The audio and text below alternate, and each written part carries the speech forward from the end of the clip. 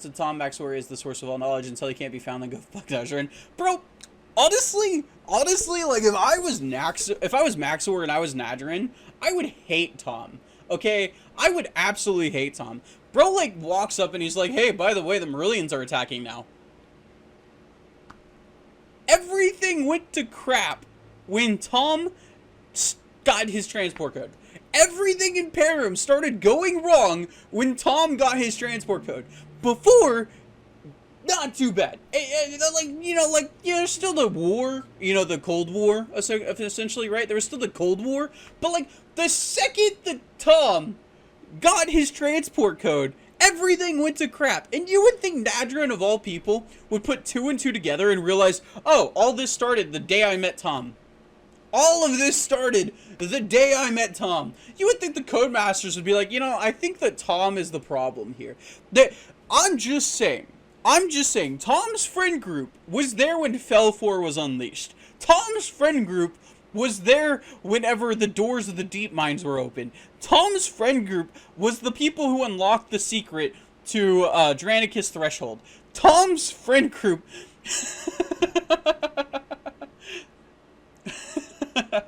The show was really good if you focused on the story. Like, there's some, like, major plot holes where it's like, Clay and Christella not getting banned and stuff like that. Aside from Reggie getting helped, yeah, everything went to heck when Tom got his code. Yeah, for real. No, even then, right, like, Tom helped Maxor invade a Mepedian fortress. Like, directly involved in the war, helped invade. What? Absolutely unhinged. And released a Mepedian, like, prisoner in the form of Reggie. I mean, like, if you think about it, right, like, there's no reason that the Mepedians don't think, like, chaotic players can't be spies. I mean, like, one of the first episodes we see is Kaz actively trying to be a spy for Lord Von Blut's plan. Lord Von Blut using the other chaotic player as a spy for Chaor's plan. Like, we know chaotic players can be spies! They need to focus on Perim and not Tom and Peyton. Actually, I mean, I think, in my opinion, right? I think it's okay to have Tom and the players be like a gateway for chaotic players, right? I feel like it's perfectly fine to do that, but like, I mean, when you shortcut it and you're like, or when you like kind of like cut in and out with the story, it's like, oh yeah, like the Marillions are invading, they've kidnapped Hearing. The biggest example I go to, the Marillions are invading, they've mind controlled Hearing, and then we're gonna forget about this for like 4 or 5 episodes, and then like we're suddenly gonna have them care again. Where it's like with Praxor Chasm, half a season goes by. Season 1 is when the blight happens. Season 2 is when they cure the blight. There's an entire season. I might be slightly wrong on that. I might be slightly off on that. But I'm pretty sure season 1's where the blight happens, and season 2 is where they cure it. I'm pretty sure I got that right. I might be slightly off. I might be slightly off by a couple episodes. But you have essentially in half a season where all these events occur, and you don't refer back to it because you're too busy focusing on Sarah wanting to get a Mandalore crown. Like, it's okay to have them as like a narrator for the story, and sometimes them being in the story is okay. But it's like overall, like, you end up screwing yourself at some points. Like, you definitely end up screwing yourself at some points when you're like, oh, we're gonna sacrifice the narrative of Perim to explain the narrative of the characters of Chaotic, like the players of Chaotic. You end up sacrificing a lot for that.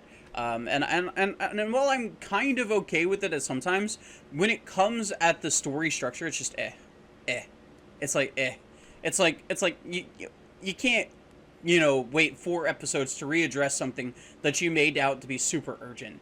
And then, like, with the Marillion invasion, suddenly, at the end of the season, everybody's porting out. This entire time, everybody's at risk of the Marillions. This entire time, everybody is at risk of being kidnapped by the Marillions, and they don't care. It's like, we're gonna, suddenly, whenever the whole heat cannon situation happens, that's when we start to care about our players. But we're not going to care about the players until then. It's just us. It's just weird.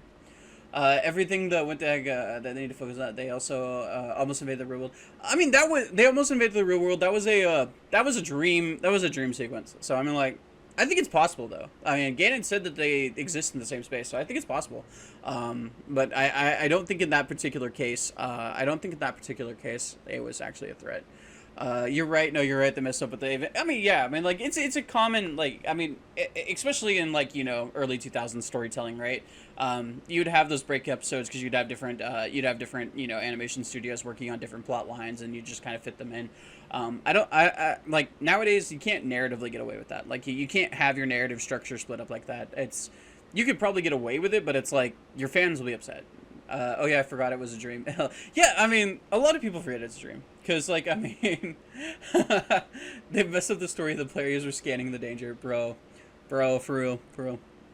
Yeah, no, a lot of people forget it was a dream sequence. You're not the only one, you know.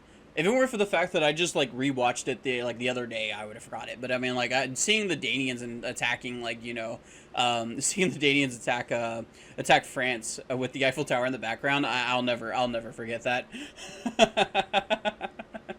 They have messed up the story. The players are scanning. I mean, I don't think they messed up the story. I don't think they messed up the story at all.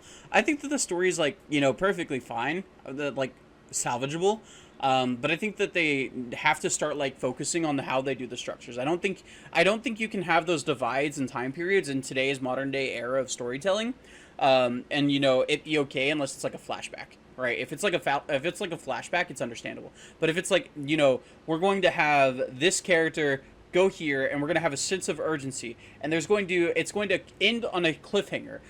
At that cliffhanger, you can't then go, okay, now we're going to have side characters doing another quest for the next episode. That's not. You can't do that in modern day storytelling. You can get away with it in the early 2000s because, like, really, what was better? Yu-Gi-Oh? Yeah, it was GX era for Yu-Gi-Oh. That shit in no sense.